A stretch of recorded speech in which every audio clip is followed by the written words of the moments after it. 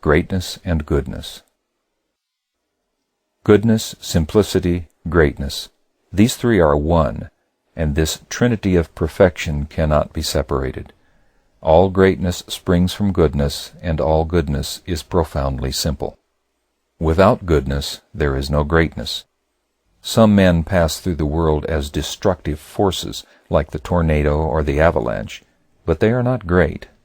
They are to greatness as the avalanche is to the mountain. The work of greatness is enduring and preservative, and not violent and destructive. The greatest souls are the most gentle.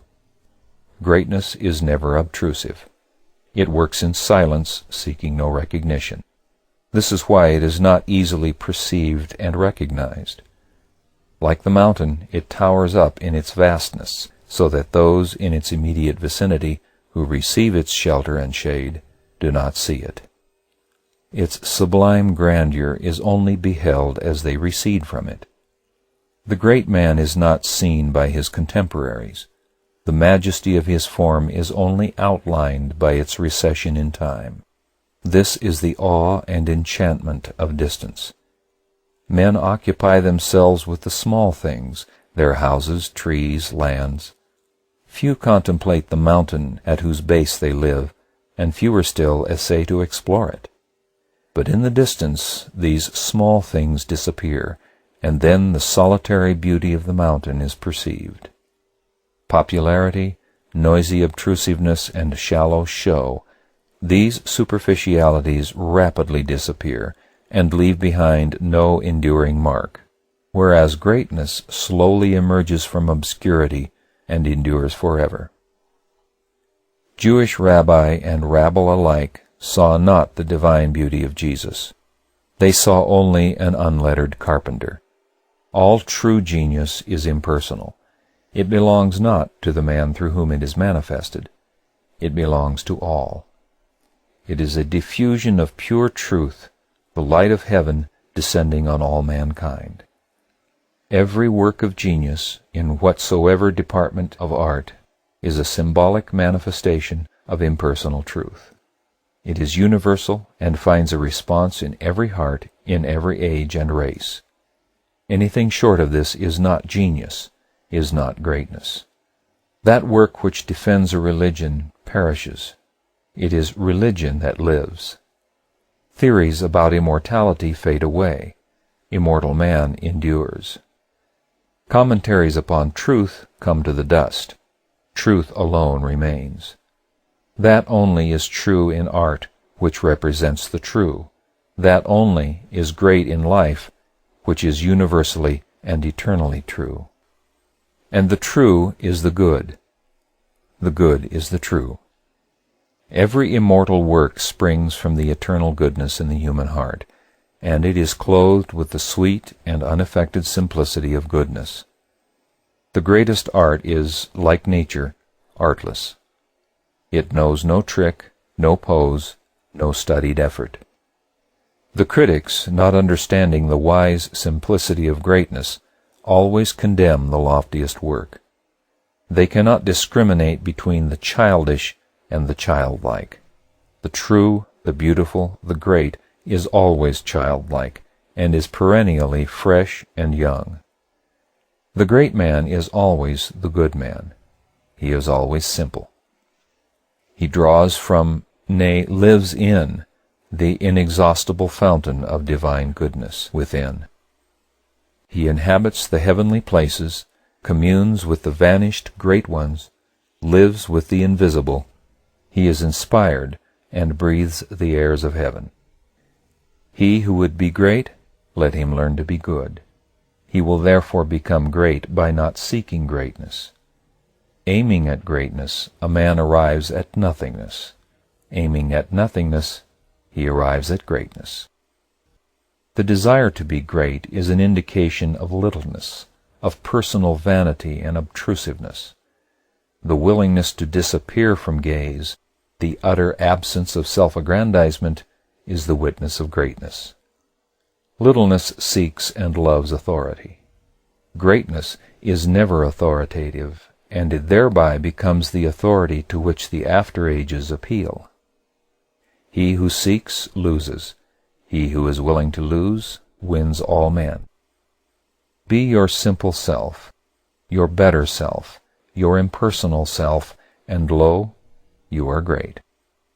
He who selfishly seeks authority shall succeed only in becoming a trembling apologist, courting protection behind the back of acknowledged greatness.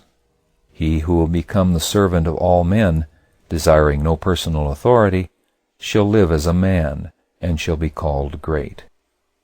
Abide in the simple and noble regions of your life. Obey your heart, and you shall reproduce the foreworld again. Forget your own little self, and fall back upon the universal self, and you shall reproduce in living and enduring forms 1,000 beautiful experiences. You shall find within yourself that simple goodness which is greatness. It is as easy to be great as to be small, says Emerson, and he utters a profound truth. Forgetfulness of self is the whole of greatness, as it is the whole of goodness and happiness. In a fleeting moment of self-forgetfulness, the smallest soul becomes great. Extend that moment indefinitely, and there is a great soul, a great life. Cast away your personality, your petty cravings, vanities, and ambitions, as a worthless garment, and dwell in the loving, compassionate, selfless regions of your soul, and you are no longer small, you are great. Claiming personal authority, a man descends into littleness. Practicing goodness, a man ascends into greatness. The presumptuousness of the small may for a time obscure the humility of the great, but it is at last swallowed up by it, as the noisy river is lost in the calm ocean. The vulgarity of ignorance and the pride of learning must disappear. Their worthlessness is equal. They have no part in the soul of goodness. If you would do, you must be. You shall not mistake information for knowledge. You must know yourself as pure knowledge. You shall not confuse learning with wisdom. You must apprehend yourself as undefiled wisdom. Would you write a living book? You must first live. You shall draw around you the mystic garment of a manifold experience, and shall learn in enjoyment and suffering, gladness and sorrow, conquest and defeat, that which no book and no teacher can teach you. You shall learn of life, of your soul. You shall tread the lonely road, and shall become. You shall be. You shall then write your book, and it shall live. It shall be more than a book. Let your book first live in you, then shall you live in your book. Would you carve a statue that shall captivate the ages, or paint a picture that shall endure? You shall acquaint yourself with the divine beauty within you. You shall comprehend and adore the invisible beauty. You shall know the principles which are the soul of form. You shall perceive the matchless symmetry and faultless proportions of life, being, of the universe. Thus, knowing the eternal true, you shall carve or paint the indescribably beautiful. Would you produce an imperishable poem? You shall first live your poem. You shall think and act rhythmically. You shall find the never-failing source of inspiration in the loving places of the heart. Then shall immortal lines flow from you without effort, and, as the flowers of wood and field spontaneously spring, so shall beautiful thoughts grow up in your heart, and, enshrined in words as molds to their beauty, shall subdue the hearts of men. Would you compose such music as would gladden and uplift the world? You shall adjust your soul to the heavenly harmonies. You shall know that yourself, that life and the universe is music. You shall touch the chords of life. You shall know that music is everywhere, that it is the heart of being. Then shall you hear with your spiritual ear the deathless symphonies. Would you preach the living word? You shall forego yourself and become that word. You shall know one thing, that the human heart is good is divine. You shall live on one thing, love. You shall love all, seeing no evil, thinking no evil, believing no evil. Then, though you speak but little, your every act shall be a power, your every word a precept. By your pure thought, your selfless deed, though it appear hidden, you shall preach down the ages to untold multitudes of aspiring souls.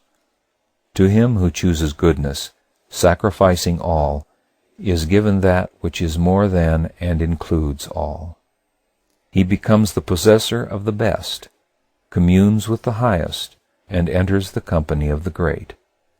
The greatness that is flawless, rounded, and complete is above and beyond all art. It is perfect goodness in manifestation.